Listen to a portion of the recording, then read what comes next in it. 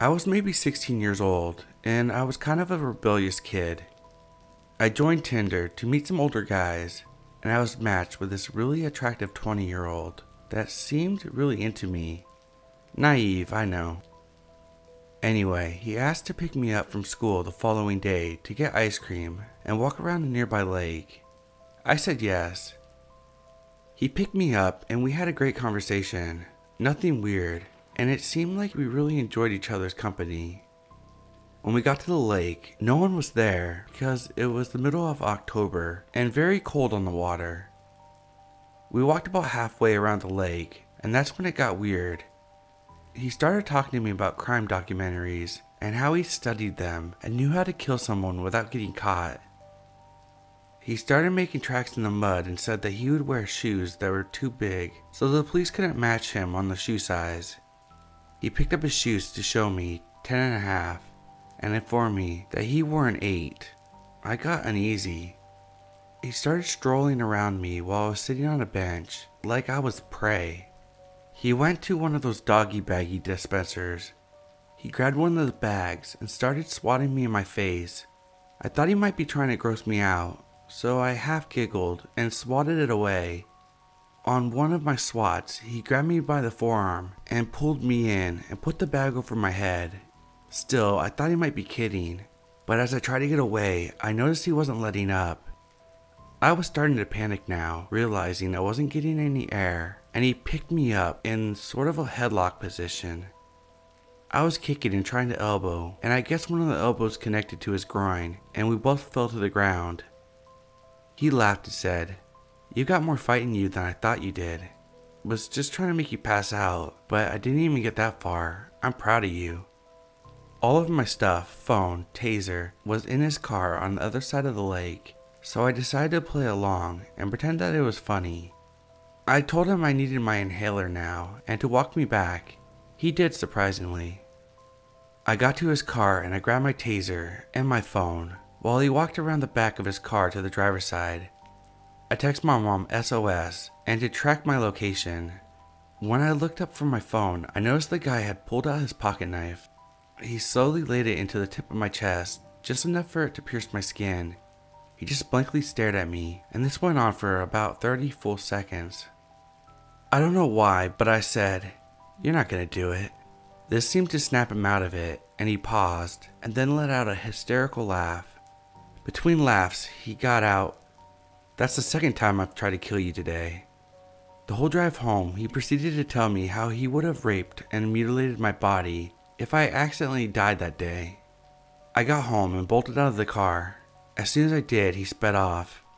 I got a dick pic later that night, and then he blocked me. I looked him up, and it turns out he was actually 27 years old and had a criminal record for domestic violence. That's all I could get on him though. I reported it to the police, but nothing really came of it though. Probably because I wasn't willing to tell my parents what happened. Either way, worst encounter of my life.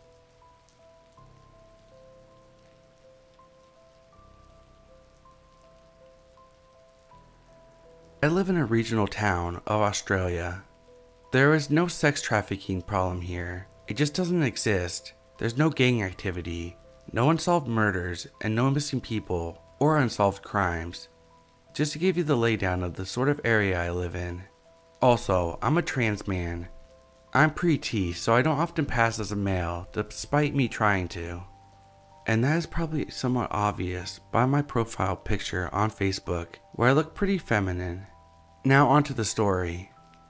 This happened today and I'm still unsure whether I should do anything about it, or if the police would even bother. I flip furniture as a hobby. I like to pick up free or cheap worn out furniture, repair it, repaint it, and then sell it. It keeps my mind occupied. Facebook Marketplace is usually the place where I go to find stuff. So this morning I found a post for a free table. I messaged the person if I could pick it up today. As I'm messaging them, their Facebook profile picture disappeared. I thought that was weird, but maybe they just had changed it. They agreed to the time and sent me the address. No worries, it's on the edge of town. They sent me some random obscure message. "Are you coming alone, or will you have your husband with you?" Okay, I'm not married, and this is slapping me in the face with red flags, but I think maybe the table is heavy and they think I might need help carrying it. I respond with, nah, it's all good, I'll be alright. There's no response back. I have an uneasy feeling that something isn't right with this. Never felt this way before, and don't know why I do now. But I figure that it's in the middle of the day. I've got my phone, and I'm driving there in a safe town. Maybe I'm just overthinking the whole thing. So I hop in my car and I head to the agreed place. I couldn't find the exact address on my GPS, which I thought was odd, but nevertheless, I find the street. There's nothing there. By that I mean, there's a creek that runs by the side of it, empty lots with brushland and tall overgrown grass, a disused isolated somewhat motel, and 3 warehouses. By this stage, I am feeling really off. Everything inside of me is saying, dude, there's something wrong with this whole situation. I'm paying a little more attention to that feeling at this stage, but keep going. 2 of the warehouses had no signage, but there were a couple of cars out in front, and I could tell they're used for a business of some sort. Their address isn't the one I was given though. Even though the motel looked like it hadn't been used in years, I see a mid-40s guy sitting on the steps of one of the units smoking. I think to myself, that is a bit bloody creepy, but maybe he owns the place, and he's doing some kind of work and just taking a break, or maybe he's just a squatter. So I drive down the street a little further to find the last warehouse. The address is where I was meant to pick it up, so it must be it. I start thinking maybe they just got the wrong number. I mean, this place has tall weeds surrounding it, rubbish out in the front, and surely hasn't been used since it was built. I might like free furniture, but I'm not an idiot. I decide I don't want it anymore, and message the bloke that I'm sorry but I couldn't find the place. I got a message back saying, "Are you in the ute? I saw you drive up and down a couple times. Are you alone?" There's no cars or any sign of life at this warehouse, and by now my intuition is screaming at me to get out of there. Yes, I have a ute, but I don't see anyone around. How did they know? I messaged in reply, "Yeah mate, sorry can't find the place, cheers anyway." I get no response for about an hour, no sorry or anything, just, "It's the old motel, you have to get out of your car and walk to the back of reception." That same worn down isolated motel with overgrown weeds that hasn't been used in many years. The same one with a weird guy sitting on the step. I message back, "What are you talking about? The place that hasn't been used in years?" I get no response, nothing.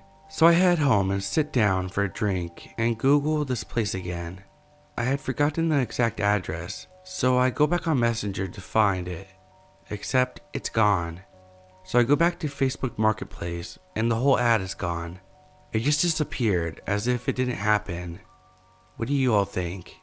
Did I just avoid something sinister happening? My gut says I did.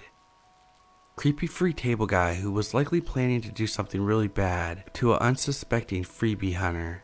Let's not meet.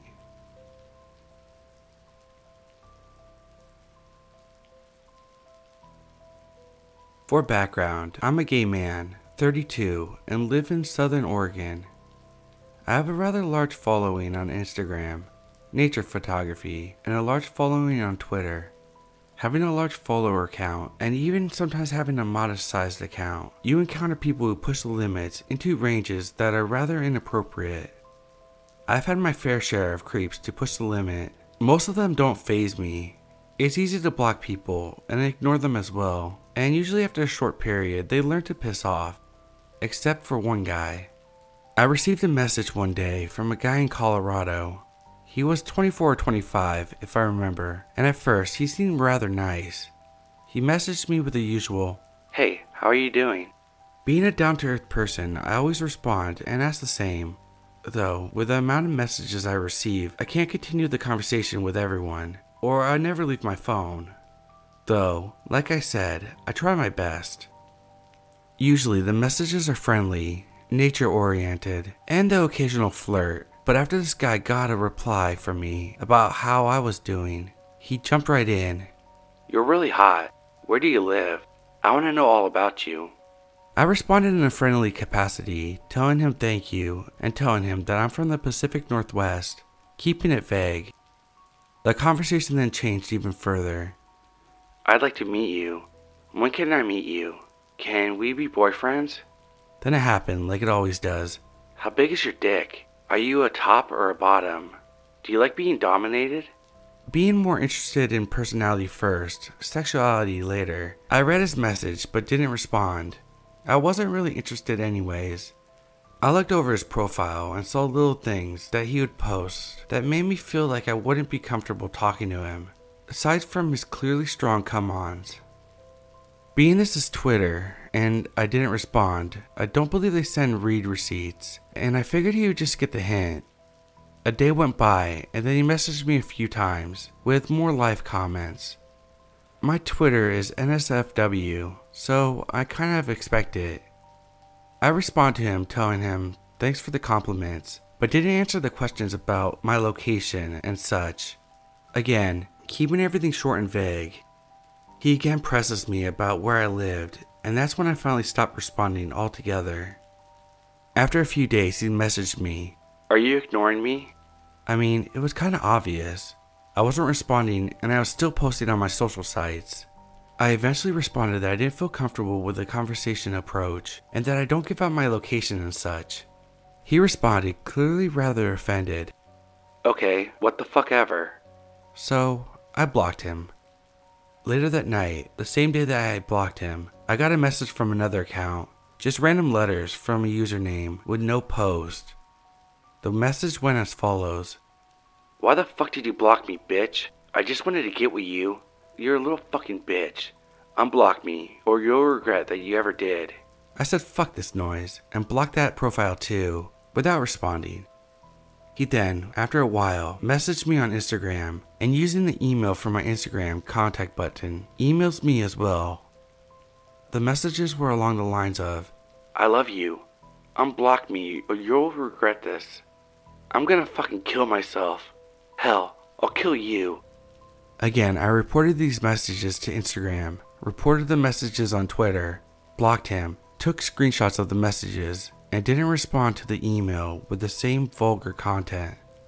He messaged me from more accounts telling me, "I have all your photos from Instagram and Twitter.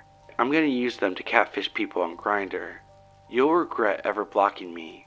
Then he sends me screenshots of several Grindr profiles he created with my photos. I talked to a friend of mine who is an attorney, and he wrote up a legal statement to send to him. "You can't legally use my photos to impersonate me. I will press charges, etc." And I said it to him on yet another profile he was harassing me on. The long legal sounding warning message that he needed to cease his actions immediately. He responded with, "Go ahead, have fun. I'm having fun on Grindr." Then the messages got darker. He messaged me the next day, "I'll kill you. I promise you that." And then another message, "I know where you live," sending me a Google Street photo of my previous address, my grandparents' house. The message continues, "I'll hunt you down. I'll kill you. But first, I'll have some fun with you for a good long time. Then I'll chop you up into little pieces." I had enough. Being a stalker asshole is one thing. Ignoring the warnings to cease impersonating me and threatening me is another thing. I called the local police department from his area, as he tried to use what I assumed to be real photos on his profile, and I was able to find him on Facebook, though it may not have been his real name and the photos, considering he had half a dozen of Facebook profiles with this name and the same photos, but with different info on each, to the tune of "I'm a former Marine" on one, and "I work in the U.S. Marshal Service" on another. Upon contacting the local Colorado Police Department from the area he located himself being from in his messages and his profile, the lady on the line told me that there's not much they can do, as jurisdiction would be the place that the crime was committed in, my state and my area, not where he's committing the crimes from. She told me to contact my local authorities, and good luck. I proceeded to file a police report to my local sheriff's office here in my county in Oregon, but after a few months, have not received a response. Even after calling now, they state their cases are backed up due to COVID. He harassed me for a few more months and I have documented it all. And still to this day I receive dozens of messages of people claiming someone is using my photos to catfish them, literally around the country on Grindr.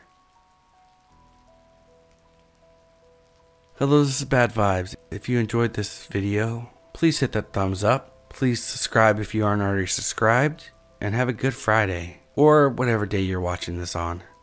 Till next time.